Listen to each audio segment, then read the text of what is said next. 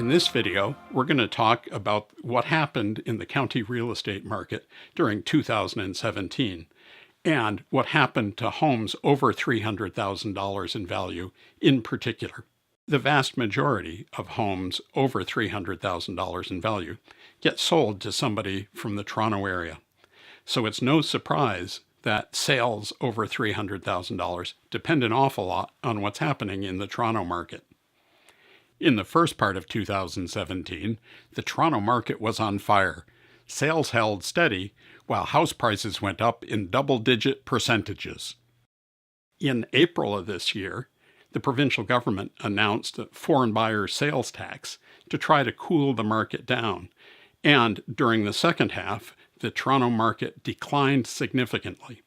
In fact, sales in the fall were as much as almost 50% below what they had been in the same month a year earlier. We see the same thing reflected in the county market for sales over $300,000.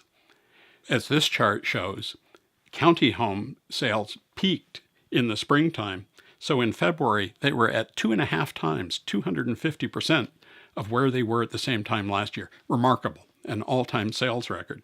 However, after the April announcement of the foreign buyer sales tax and the Toronto market cooled off, you can see that sales in the county cooled off too, so that throughout the end of the summer and the fall, sales are down 40% from where they were for the same month last year. One impact of the slowdown in sales is that homes are selling more slowly than they did at the peak of the market.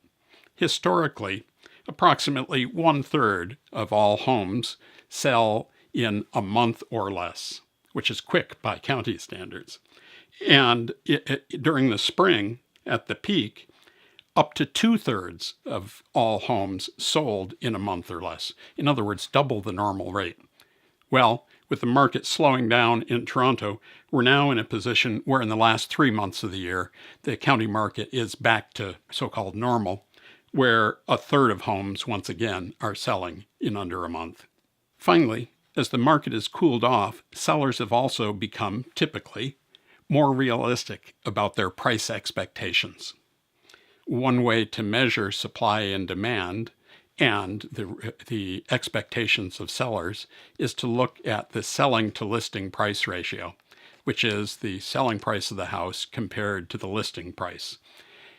People in Toronto may be accustomed to paying 100% and more when they buy a home, but in the county, on average, for many years, the listing to selling price ratio has stayed in the vicinity of 96%, more or less. By May of this year, the average listing to selling price ratio rose as high as 101%. In other words, the typical seller expected to get more than asking price, which is unheard of in the county. With the slowdown in the market, by the end of the fall, however, seller expectations had returned more to the normal range by county standards, with, on average, home selling for approximately 96% of the asking price. In conclusion, from a buyer's standpoint, the slowdown in the market is good news, but it's important to keep an eye on what's happening in Toronto. No one knows, in all honesty, if what we're seeing in Toronto represents the start of a major correction. On the other hand, the Toronto market could respond to the foreign buyer sales tax the same way the Vancouver market has responded, where there was a downturn for a couple of months and then it bounced back to rapidly increasing sales and prices. So if you're a buyer, it pays to keep an eye on what's happening in the Toronto market, particularly when you're deciding whether you want to make a purchase now or later. That's it for this video. If the information was useful, please subscribe by clicking the button below. And if you're thinking about buying in the county, please give me a call. We're the brokerage that takes no listings and represents only buyers.